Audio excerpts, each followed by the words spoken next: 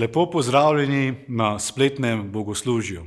Tudi danes smo se zbrali, da bi skupaj poslušali iz Božje besede, slavili našega Gospoda in se združili v molitvi. Naš Bog je resnično dober nebeški Oče, ki nam rad daje dobre darove. Zato lahko še več pričakujemo od njega, ga prosimo za dobre stvari in tudi, da bi rasli v odnosu z njim. Pridimo zdaj pred našega Gospoda v slavljenju in čaščenju. Odprimo Jezusu svoje srca in povzdignimo njegovo ime v pesmi in molitvi.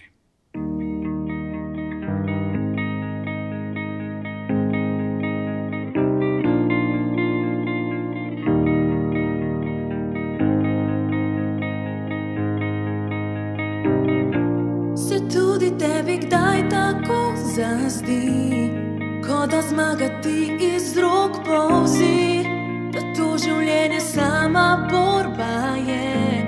Se trudiš, a tvoj cilj ti beži. Povem naj ti tole, ta dirka, ta borba, se trudiš res preveč in za popolnost se ženeš, čarobno zamujaš. Ljubljen si v njem, zato zaživi, ker ljubljen si. Sprejmi, da te Bog je osvobodil, dovolj si dober, ker ljubi te.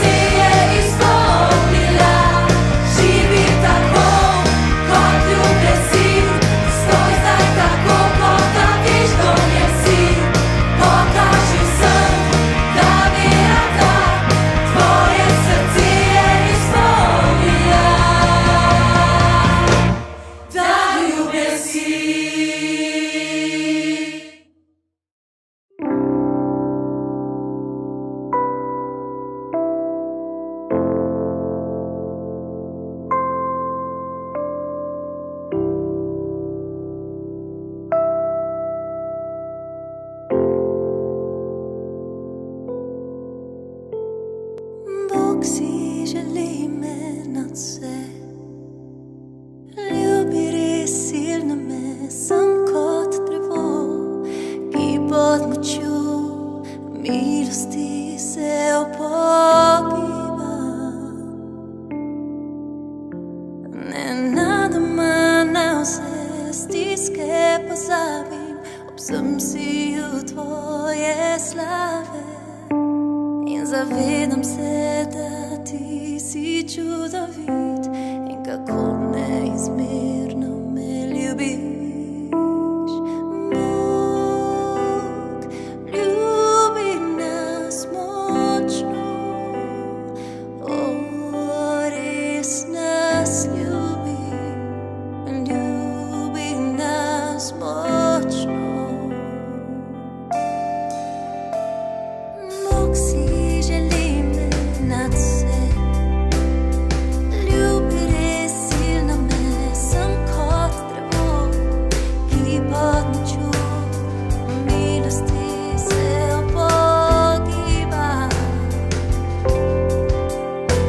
Nenadoma na vse stiske pozabim, ob vsem siju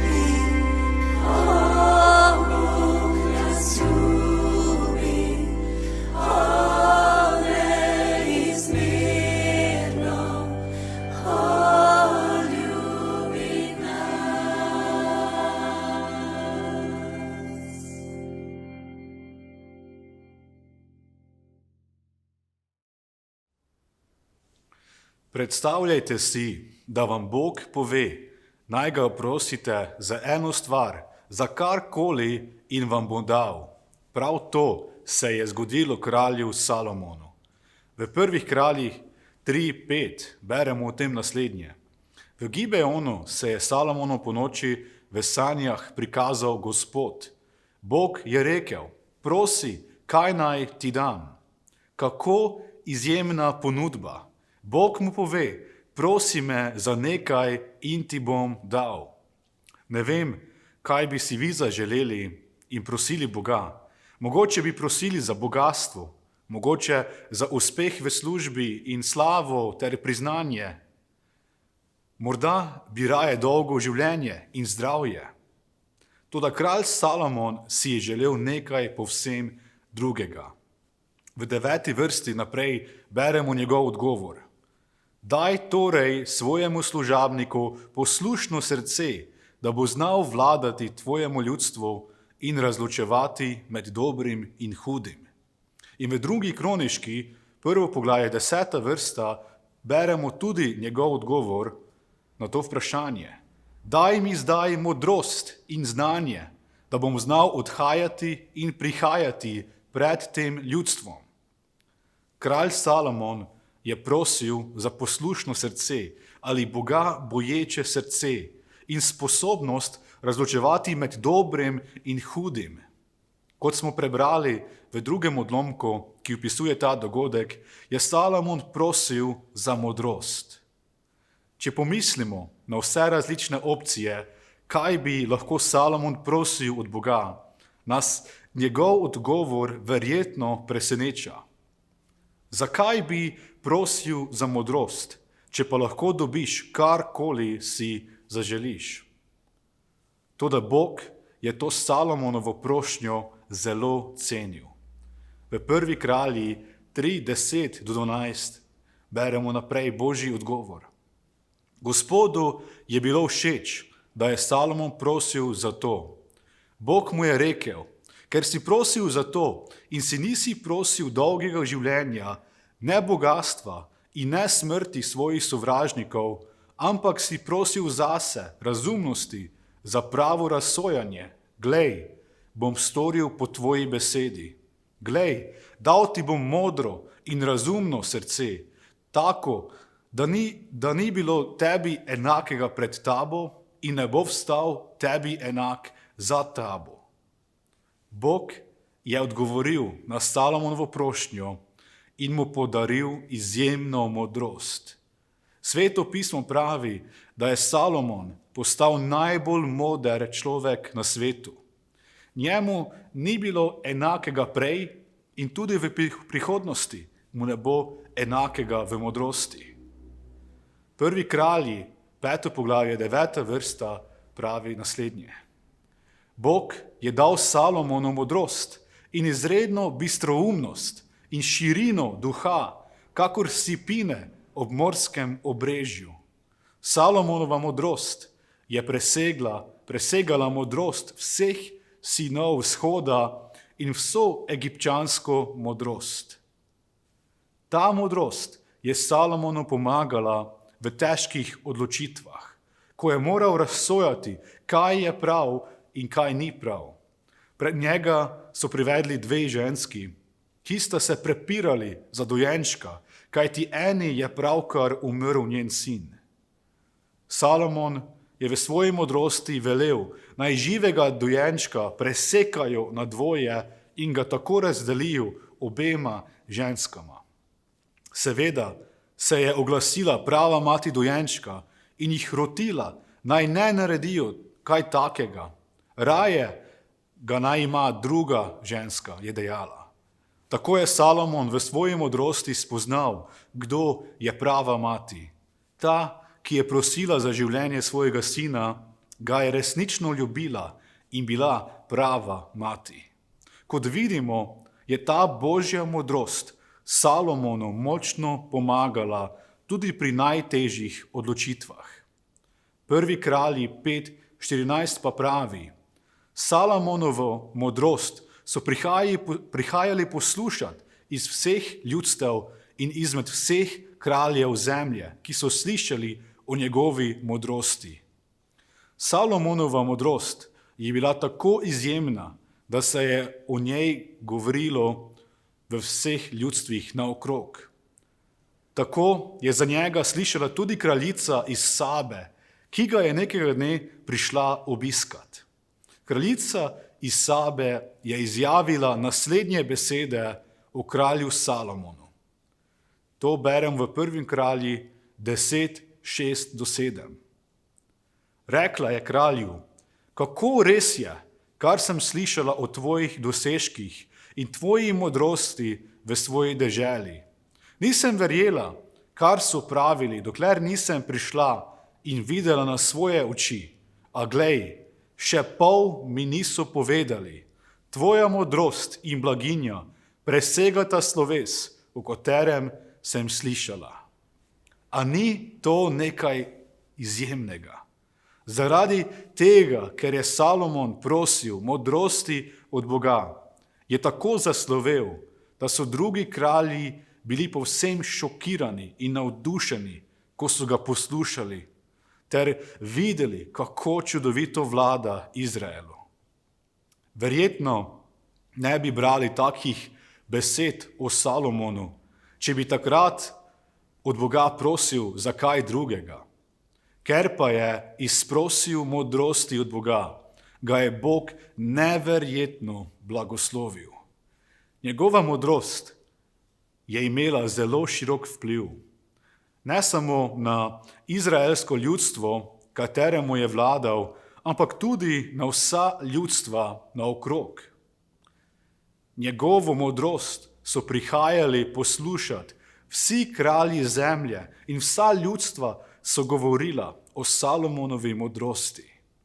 Spraševali so ga za nasvete in Salomon jim je svetoval ter jim pomagal. Dragi bratje in sestre, dragi prijatelji, ta zgodba me zelo navdušuje. Božja modrost je spremenila Salomonovo življenje. Iz običajnega kralja se je spremenil v najbolj modrega človeka, ki je kadarkoli živel. Najbolj pa me nagovarja, kako je Salomonova modrost vplivala na druga ljudstva. Veste, če nas Bog blagoslovi, imamo lahko dober vpliv tudi na druge ljudi. Z Božjo modrostjo lahko zelo dobro vplivamo in pomagamo drugim. Danes številni ljudje potrebujejo dober nasvet, ker več ne vedo, kaj narediti. Kdo jim ga bo dal, če ne mi, ki poznamo prave odgovore na probleme tega življenja? Prepričan sem, da nas Bog želi uporabljati tudi na ta način. On si za nas želi, da bi lahko dobro vplivali na druge in pomagali ljudem. V Pregovorih 3:13 pa beremo o modrosti naslednje. Blagor človeku, ki najde modrost, možu, ki si pridobi razumnost. Blagor človeku, ali z drugim besedem vesel je človek, ki najde modrost. V pravi modrosti se skriva velik blagoslov. Človek, ki najde pravo modrost, s tem prejme tudi Božji blagoslov. Zato je zelo dobro, da si tudi mi želimo in iščemo Božjo modrost.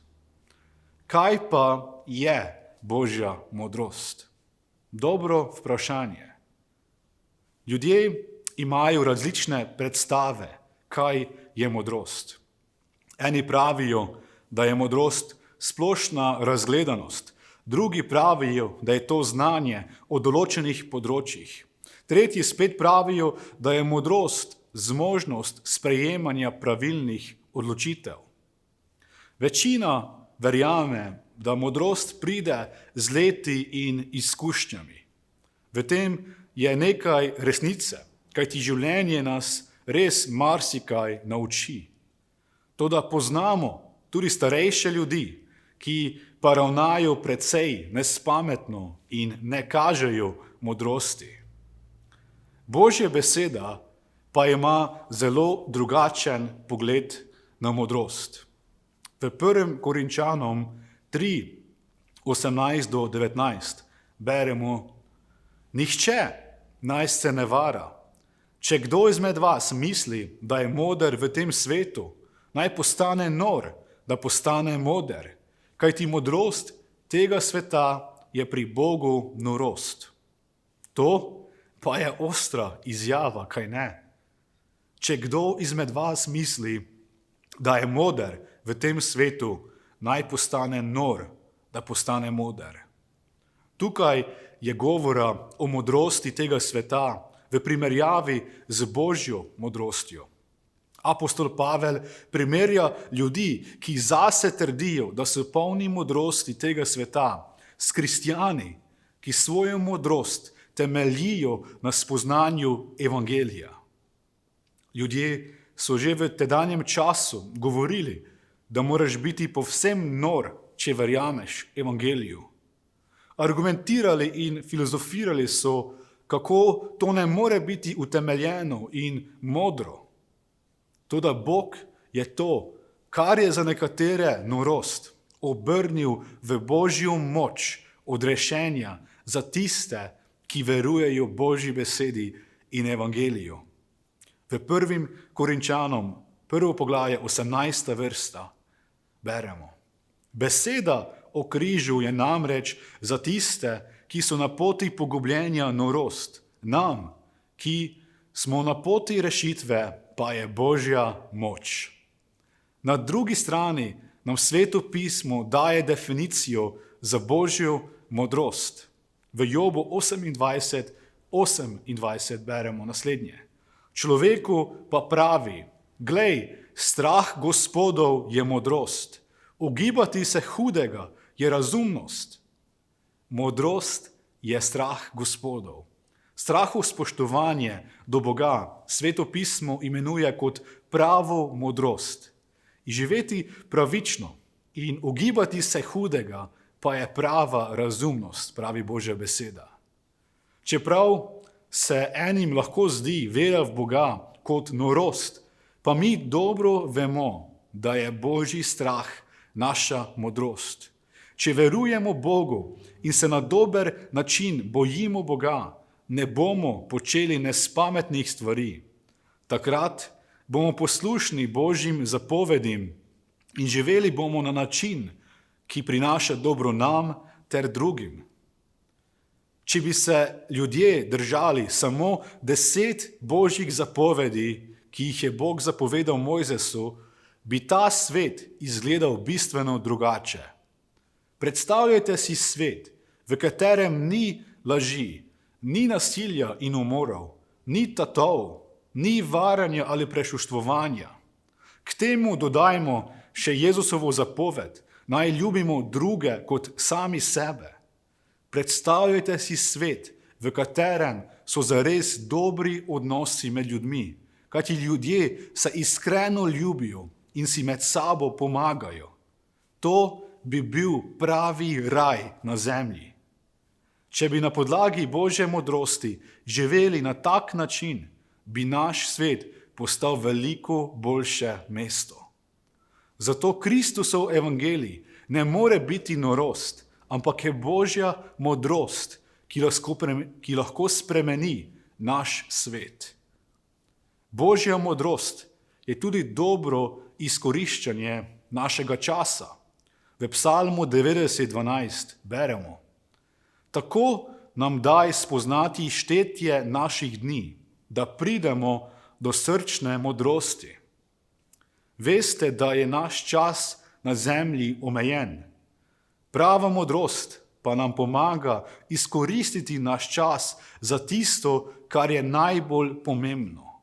V tej modrosti bomo spoznali, kako nas želi Bog uporabiti tukaj na zemlji, v tem kratkem času, ki ga imamo. Na ta način ne bomo mislili samo nase, ampak bomo začeli razmišljati tudi, kako pomagati drugim. V Božji modrosti se bomo spraševali, kaj lahko naredimo za Božje kraljestvo in kako lahko služimo našemu ljubemu Bogu.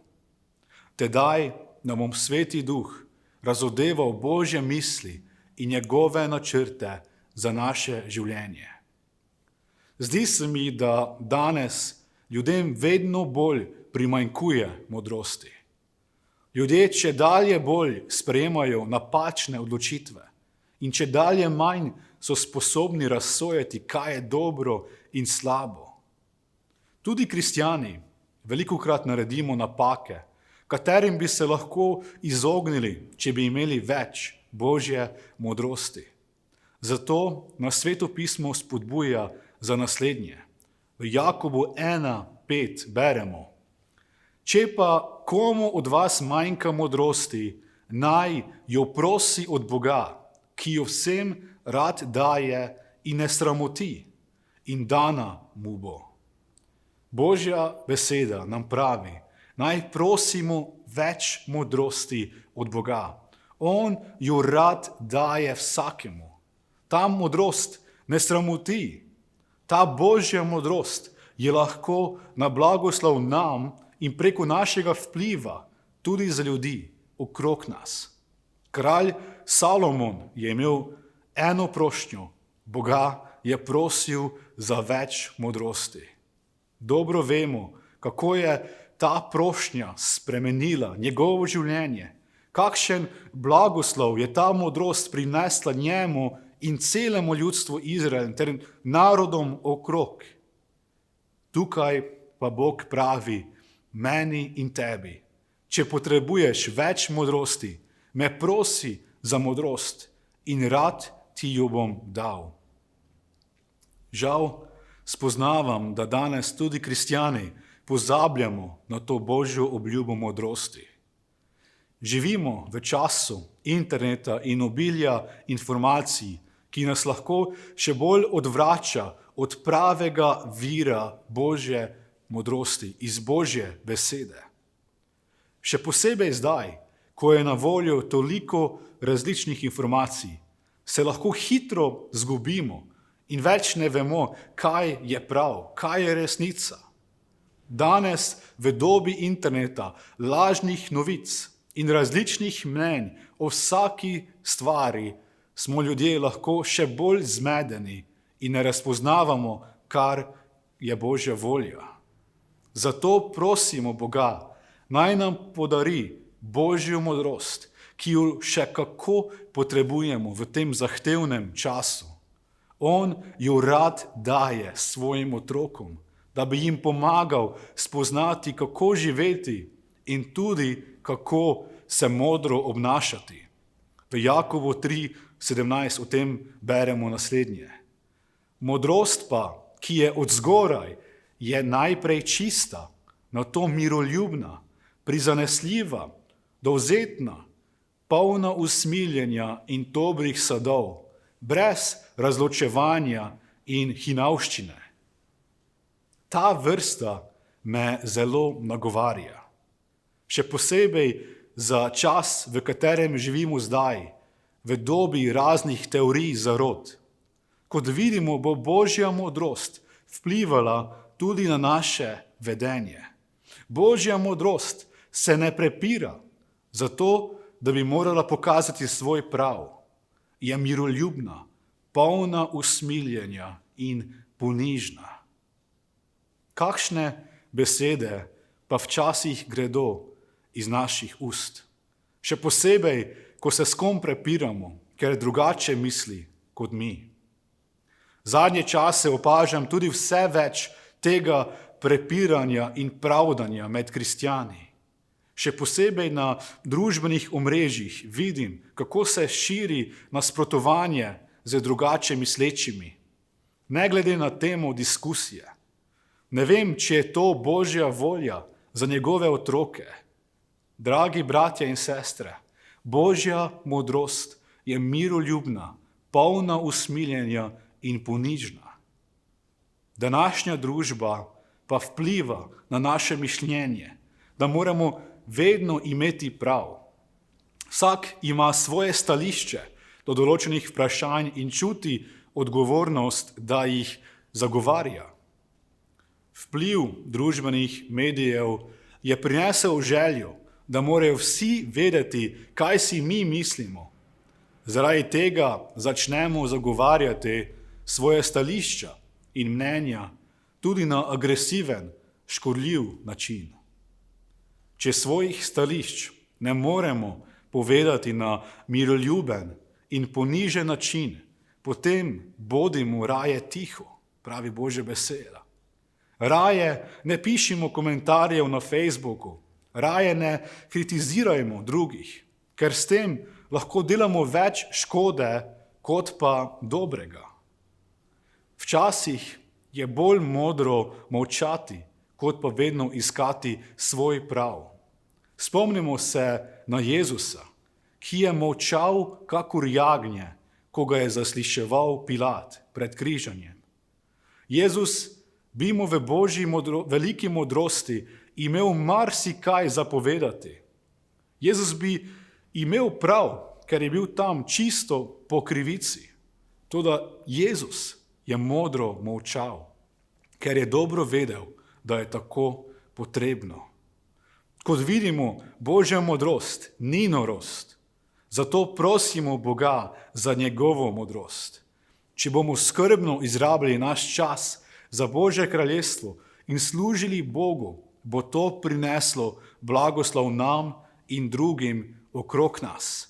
Ta Božja modrost bo spremenila tudi naše srce in naše vedenje.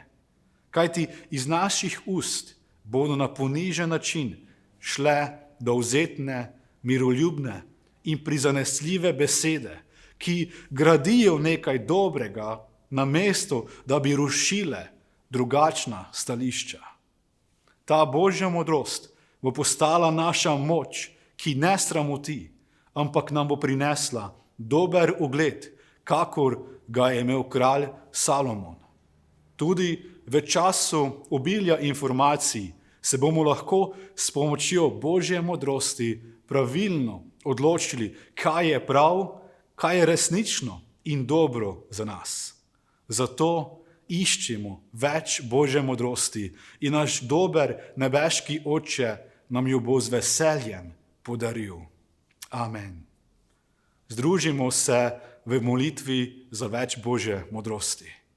Nebeški Oče, hvala ti za tvojo besedo, ki nam kaže, kaj je prava modrost. Kaj je ta modrost, ki nam jo želiš dati ti, Gospod, da želiš, da sprejemamo pravilne odločitve, Gospod, da smo modri. In Gospod, da tudi vemo, kdaj molčati, kdaj raje drugim pustiti naj govorijo, kdaj ne rabimo zahtevati svoj prav. Gospod, hvala ti, da si ti v svoji veličini najbolj moder. Gospod, ti veš, kaj je najboljše za nas in ti nam želiš podariti tvoje modrosti. Gospod, pomagaj nam, da resnično to spoznamo, ta pomen, to dragocenost tvoje modrosti. Gospod, da iščemo tvojo modrost, da prosimo za tvoje vodstvo, Gospod. Ti nam kaži, kaj je prav. Ti nam pomagaj pri odločitvah, Gospod, in daj, da na podlagi tvoje modrosti ostanemo tebi zvesti, poslušni tvoji besedi, Gospod. Kajti tvoja beseda je polna tvoje modrosti. Gospod, daj, da svoje srce polnimo s tvojo besedo, ne pa z praznimi idejami, ki jih najdemo na spletu. Gospod, resnično, ti nas vodi, da bi lahko imeli tudi dober vpliv na druge, kot ga je imel kralj Salomon. Gospod, pomagaj nam, da bi lahko bili še mnogim na blagoslov. Naj tvoja modrost izpolnjuje naše srce. To molimo v imenu Jezus. Amen. Amen. Želim vam še naprej lepo nedeljo in naj bo Gospodova roka z vami tudi v naslednjem tednu. Naj vas vodi Sveti Duh in vam pomaga na vsakem koraku.